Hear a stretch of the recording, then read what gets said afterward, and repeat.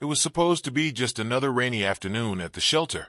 Emily sat behind the front desk, absently tapping her pen against the clipboard in front of her. The air smelled of wet fur and disinfectant, the usual mix of scents that clung to the walls of Richmond Paws, a small rescue shelter on the outskirts of town. Outside, raindrops drummed against the glass windows, creating a soft, rhythmic hum that should have been calming. But the man standing in front of her didn't look calm. His coat was damp from the rain, his fingers tapping against the counter as if he couldn't wait to leave. At his feet sat an old golden retriever, his graying fur matted from the rain, his tail still, his eyes watching the man with quiet trust. Emily knew the look. She had seen it too many times before. She reached for the intake form, swallowing the lump rising in her throat. "Are you surrendering him?" Her voice came out softer than she intended. The man cleared his throat, avoiding her gaze. "Yeah." Silence. Emily glanced at the dog, whose gentle brown eyes never left his owner. He wasn't pulling on the leash. He wasn't scared. He was just waiting. She looked back at the man. "What's his name?" "Rufus." Her stomach clenched. A strong name. A name that had years of loyalty behind it. Emily forced a smile, trying to sound professional. "Is there a reason you're surrendering him?" She hated asking that question, but shelter policy required it. The man exhaled sharply. "He's old. I can't take care of him anymore." It was a half-truth. She could hear it in the way he hesitated.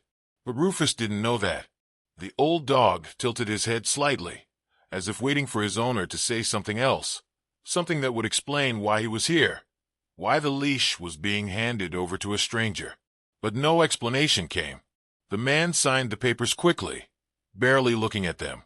When he handed them back, he didn't even kneel to say goodbye. Emily's chest tightened as she bent down, gently taking the leash from his hands. The moment she did, Rufus turned, his tail wagging once. Just a small flick, as if he expected his owner to change his mind. The man hesitated. For 1 second, it looked like he might. Then, he turned on his heel, shoving his hands into his pockets as he pushed open the shelter door. Rufus didn't follow. He just watched his owner walk out, watched the door swing shut, and then nothing. He didn't bark, didn't whine, didn't move. Emily felt her throat tighten. She had seen a lot of dogs come through these doors. Some barked in fear, some cried for their owners. But Rufus just stood there, his body completely still. She knelt down, running a gentle hand over his damp fur. "It's okay, buddy," she murmured. He didn't react. Emily bit her lip. Dogs like this were the hardest ones to watch. The ones that didn't fight, didn't resist, didn't understand. A soft clap of thunder rumbled in the distance, making the shelter lights flicker for a brief moment. The other dogs in the back kennel stirred, their restless whimpers breaking the silence. But Rufus stayed quiet. Emily sighed, standing up and giving his leash a small tug. "Come on, boy. Let's get you settled." He followed, but he never looked back. The hallway lights buzzed softly as Emily led Rufus to an empty kennel at the far end of the shelter. The sound of barking and whimpering filled the space, but Rufus remained silent, padding along beside her with slow, deliberate steps. Emily stole a glance down at him. He wasn't scared. He wasn't restless. He was waiting. For what, she wasn't sure.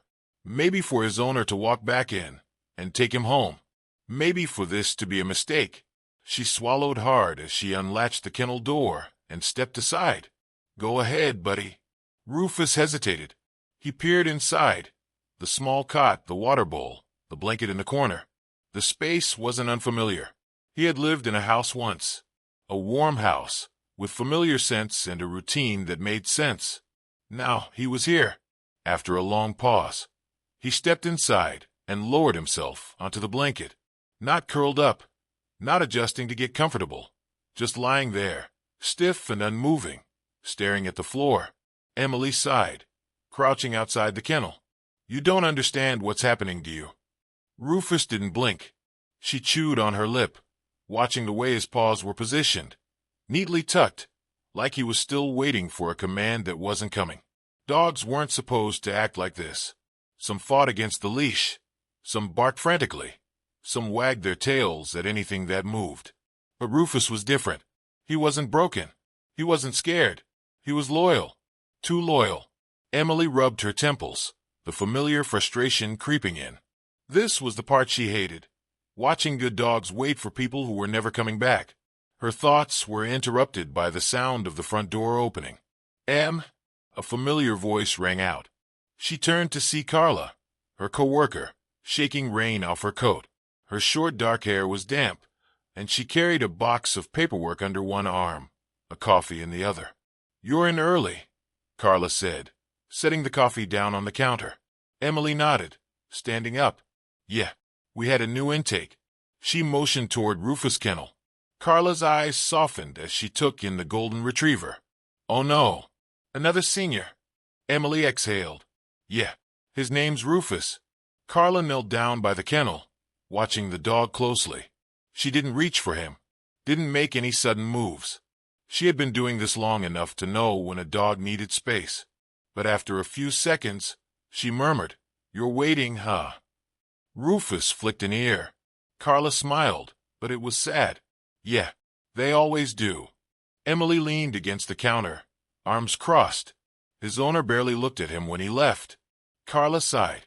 "You'd think after all those years together, people would at least." She shook her head. "Never mind.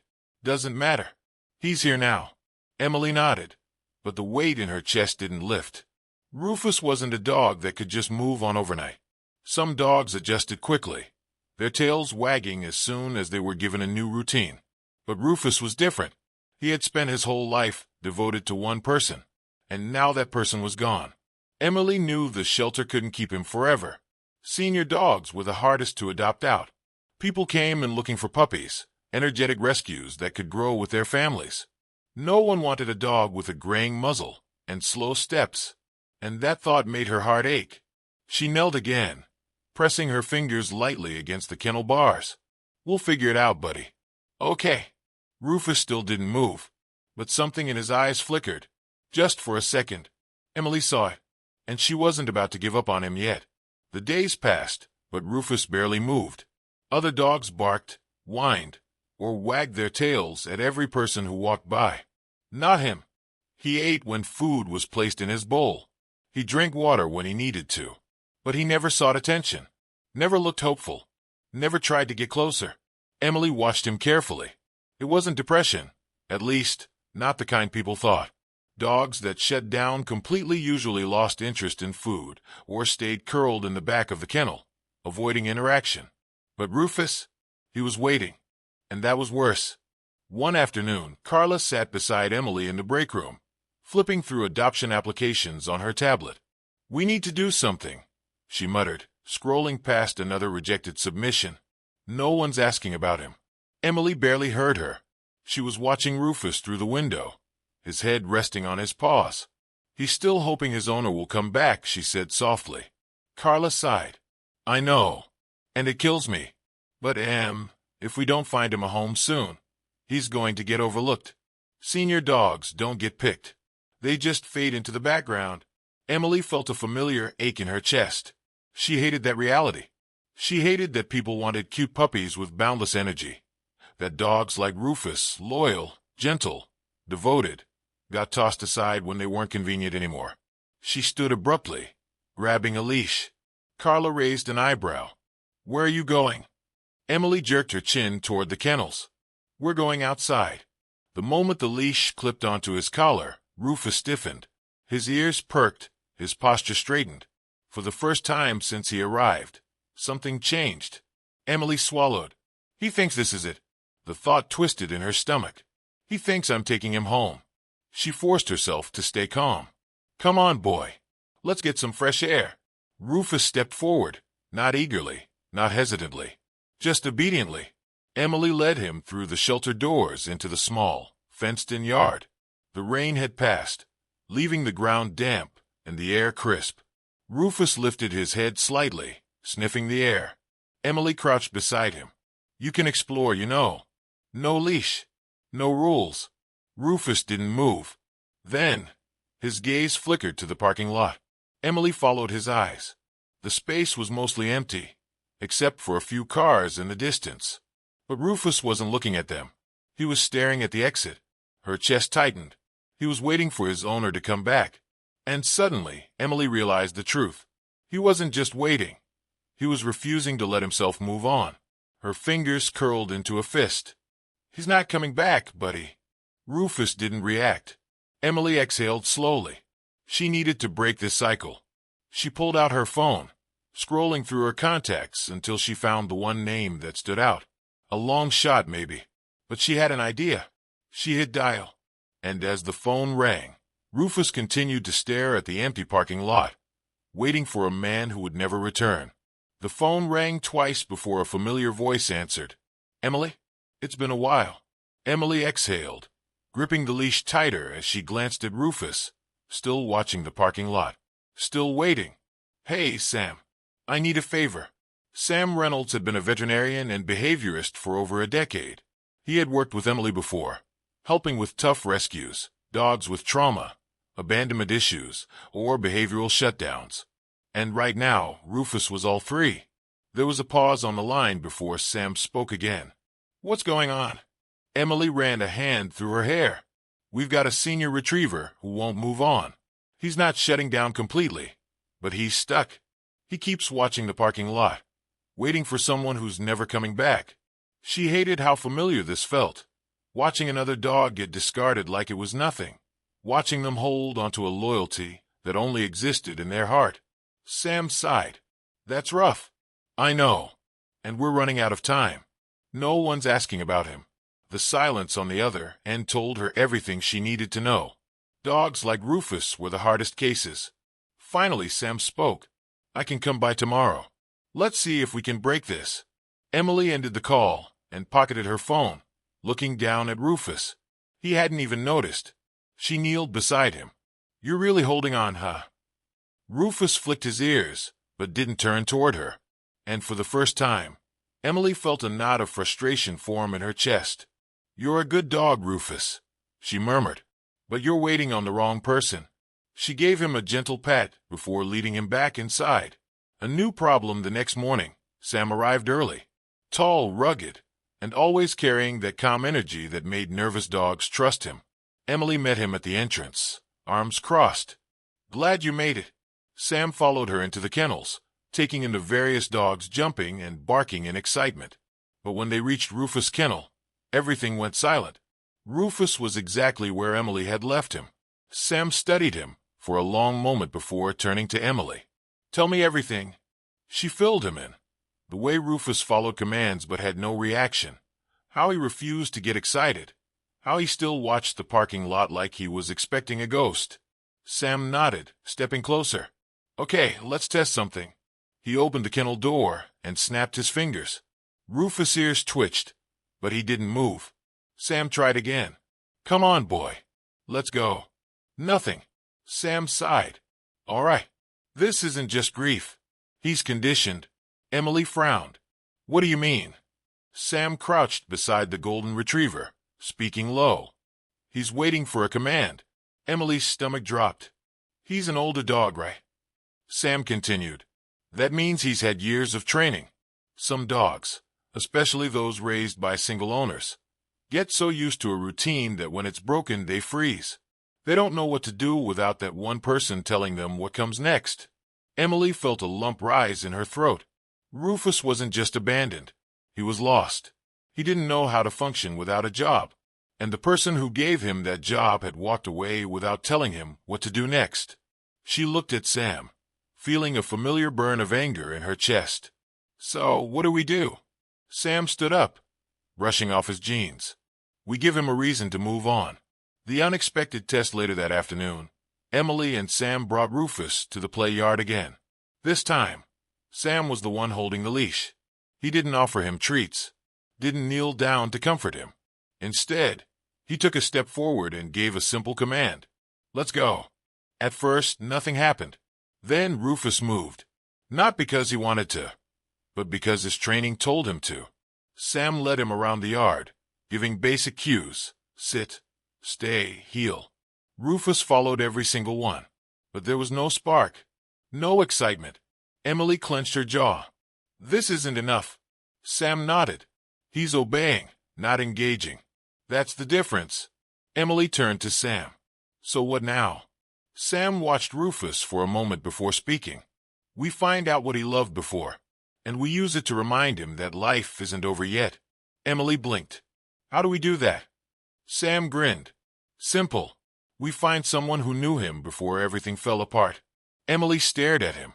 You're saying we track down his owner? No, Sam said. I'm saying we track down someone who actually loved him. And just like that, the real search began. Emily sat at her desk, staring at her computer screen. If they were going to find someone from Rufus' past, she needed a place to start. She pulled up his intake form again. His previous owner, Mark Reynolds, the man who had dropped him off without a second glance. Her fingers hovered over the keyboard before she exhaled sharply and pulled out her phone. Time to dig deeper. Carla, she called, turning toward her coworker. Can you do me a favor? Carla, who had been filling out adoption paperwork, looked up. What's up? I need to find someone from Rufus' past. Not his owner. Someone who actually cared about him. Carla raised an eyebrow. You think there's someone out there who still remembers him? Emily nodded. I don't just think, I know. Carla sighed and leaned forward. All right, let's start with the basics. What do we know about Mark Reynolds? Emily clicked through a few searches. Not much. No social media presence. Just an old address tied to his name. But nothing recent. Carla frowned. That's weird. Most people at least have a Facebook. Emily scrolled further, then froze. Her breath caught as her eyes locked onto a news article. The headline standing out like a warning. Local man declared missing after failing to return from solo camping trip. Emily's pulse spiked. She clicked on the article, skimming through the details. Mark Reynolds had disappeared just 2 weeks after surrendering Rufus. Carla peered over her shoulder. Wait, are you telling me the guy who dumped Rufus is missing? Emily felt a shiver crawl up her spine. The timeline was too close to be a coincidence. Had he known something was going to happen to him? Had he left Rufus behind because he wasn't planning to come back? She looked down at the golden retriever, still curled up in his kennel. What had this dog been through? And more importantly, was there someone out there who had been looking for him all along? Emily didn't know yet, but one thing was certain. Rufus' past wasn't as simple as it seemed, and whatever the truth was, she was going to find it. Emily's mind raced as she stared at the news article. Mark Reynolds was missing. The man who had abandoned Rufus. The one who barely looked at him before handing over the leash. Gone without a trace just 2 weeks later. Carla let out a slow breath beside her. This is getting weird. Emily nodded, her fingers tightening around the mouse. What if he left Rufus here because he knew something was going to happen? What if this wasn't just about not wanting an old dog? Carla's brows furrowed. You think he was in trouble? Emily didn't know what to think. But one thing was certain. Rufus was the key to something bigger than just an abandonment case. And if there was even a chance that someone out there was looking for him, she had to find him. She took a deep breath and scrolled further down the article. Mark had been reported missing by his younger sister, Claire Reynolds. Emily's eyes widened. Claire. Carla perked up. You recognize the name? Emily grabbed her phone. No, but I'm about to. The call that changed everything. Claire Reynolds picked up on the third ring. Hello. Her voice was cautious, but there was something else there, too. Fatigue. Worry. Emily swallowed hard, steadying herself. Hi. My name is Emily. I work at Richmond Paws Animal Shelter. I think we might have something of yours. Silence. Then a sharp inhale. Is this about Rufus? Emily's heart jumped. Yes. You know him. Another pause, but this one felt heavier. Then a choked sound. Half a sob, half a laugh. Oh my God.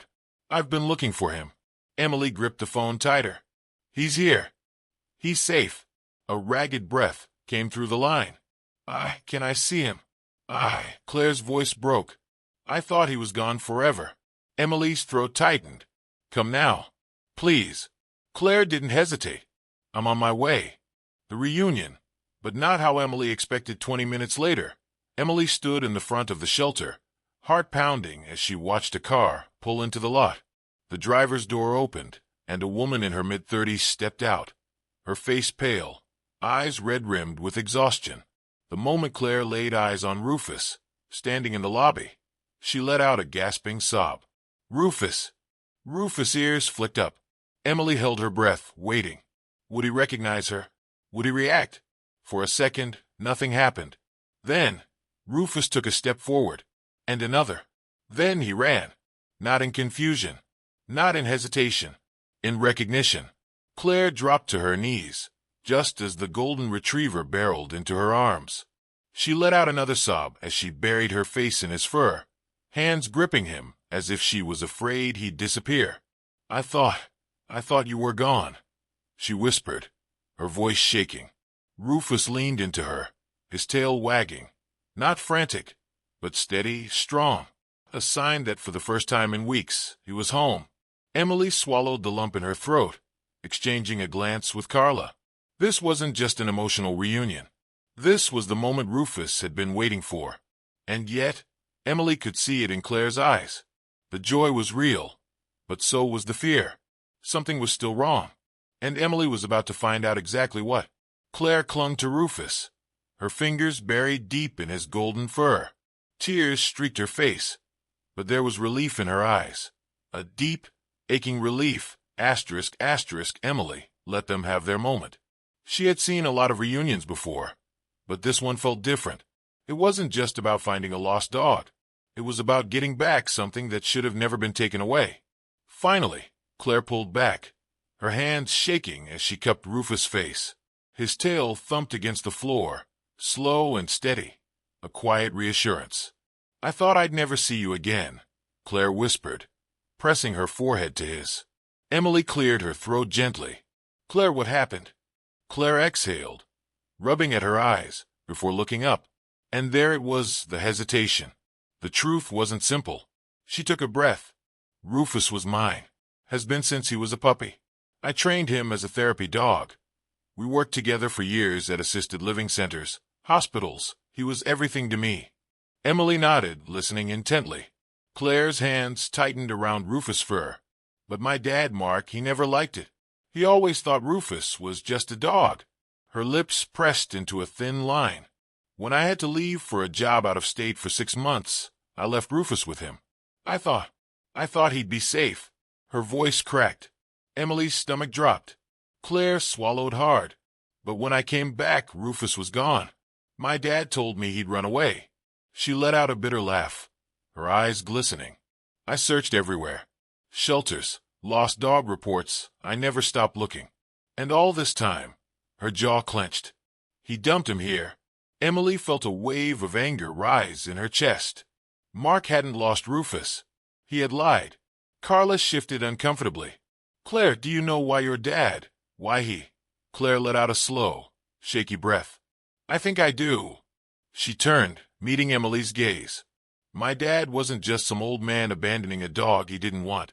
She exhaled. "I think he knew something was going to happen to him."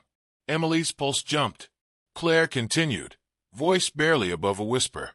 "The last time I spoke to him, he sounded scared. He told me not to come looking for him." The words hung heavy in the air. Emily exchanged a glance with Carla, a silent understanding passing between them. This wasn't over. Mark Reynolds was missing. And somehow, Rufus was the last thing he made sure to get rid of before he vanished.